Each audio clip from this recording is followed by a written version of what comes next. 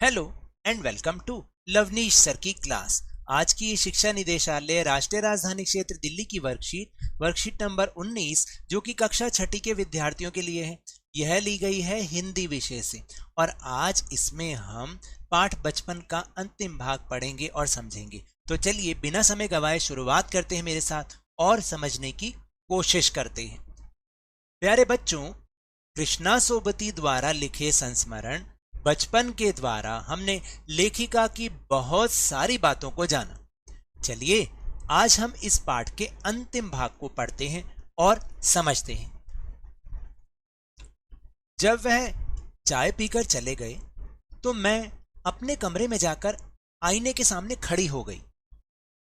कई बार अपने को देखा, ऐनक उतारी, फिर पहनी, फिर उतारी, देखती रही।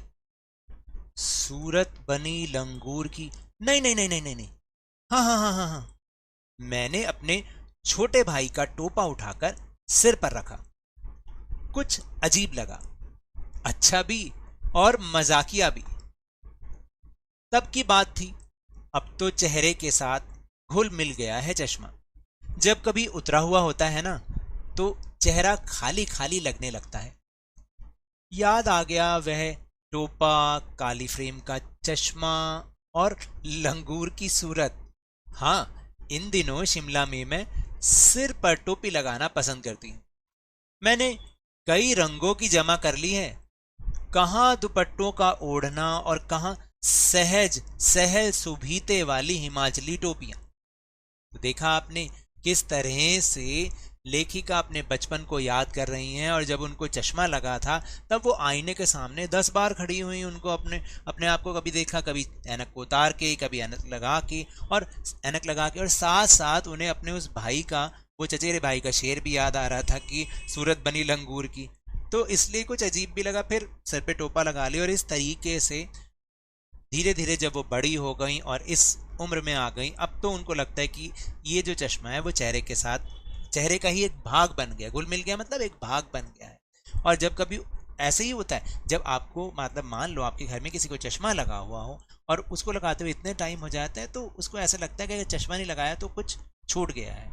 तो इसलिए लेखिका को भी ऐसा ही लगने लग गया था और अब तो वो फिर सिर पे टोपी भी लगाना पसंद करती थी। इस तरीके से लेखिका के बचपन की यादें कुछ इस प्रकार थी। तो चलिए अब हम चलते हैं अपने प्रश्नोत्तर की ओर। पहला प्रश्न है कि लेखिका आईने के सामने खड़ी होकर क्या कर रही थी। तो ये तो अभी हमने ऊपर बहुत अच्छे से समझा कि लेखिका आईने के सामने खड़ी होकर अपने आप को कभी ऐनक लगाकर और कभी ऐनक उतार कर देख रही थी। ऐनक का मतलब चश्मा।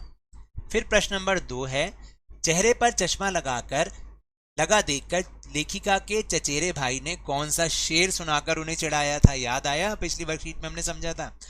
आंखों पर चश्मा लगाया ताकि सूझे दूर की, यह नहीं लड़की को मालूम सूरत बनी लंगूर की। ये शेर सुनाया था और उन्हें चढ़ाया था। देखिए मैं जो ब्लू टिक लगाता हूँ इसका मतलब ये है कि मैं समझाने के लिए लगा रहा हूँ। इसको आपको अपनी कॉपी में या फिर अपनी वर्कशीट में नहीं लगाना है।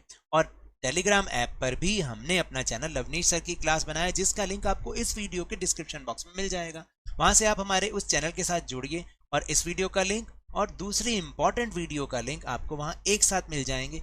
आपको कहीं ढूंढने की जरूरत नहीं पड़ेगी। फिर प्रश्न नंबर 3 है कि चश्मे के साथ साथ लेखिका को और क्या पसंद आने लगा था। तो चश्मे के साथ साथ लेखिका को सिर पर रंग बिरंगी हिमाचली टोपियां लगाना पसंद आने लगा था। फिर है प्रश्न नंबर 4, सहल सुभीते वाली हिमाचली टोपियां, इसका क्या अर्थ है, उसका अर्थ लिखिए। देखिए इसका मतलब होता है सरल और सुविधाजनक टोपियां जो आराम से पहनी जा सकें और दिखने में भी बहुत सरल हो। फिर प्रश्न नंबर 5 है कि आपको लेखिका के बचपन की कौन सी बात सबसे अधिक अच्छी लगी, अपने शब्दों में लिखिए। तो देखिए ये उत्तर सबका अलग अलग हो सकता है। आपको शायद कुछ और आदत पसंद आई होगी। भाई मुझे तो लेखिका के बचपन की जो चॉकलेट खाने की आदत थी ना वो बहुत अच्छी लगी, और साथ में जो अपनी जुराब खुद धोती थी, खुद धोने की, यहाँ पर आएगा खुद धोने की, मैं यहाँ पे लिख दूं इसको, जो अपनी जुराब वो खुद धोती थी ना वो आदत मुझे अच्छी लगी। तो हो सकता है आपका उत्तर कुछ और हो, आपको लेखिका की कोई और आदत अच्छी लगी हो तो आप वो लिख सकते हैं यहाँ पर। तो ये तो थी आज की वर्कशीट। अगर मेरे इस तरह समझाने से अब आपको समझ में आने लगा है तो इस चैनल और वीडियो को खूब लाइक दीजिए। आप वीडियो देख रहे हैं, लाइक का बटन दबा दीजिए। अगर आप नए हैं तो सब्सक्राइब कर लीजिए और इस वीडियो को ज़्यादा से ज़्यादा शेयर कीजिएगा और जल्दी से जल्दी अपने ही चैनल लवनीश सर की क्लास के सब्सक्राइबर्स को ऊंचाई तक पहुंचा दीजिएगा। लेकिन ध्यान रखिएगा, जब भी आप घर से बाहर निकलें मास्क अवश्य लगाएं, 2 गज अथवा 6 फीट की शारीरिक दूरी का पालन करें और जब भी आपकी बारी आए कोरोना का टीकाकरण जरूर करवाएं, क्योंकि कोरोना को हराना है और जिंदगी को एक बार फिर से सुहाना बनाना है। इसी उम्मीद के साथ बहुत बहुत धन्यवाद।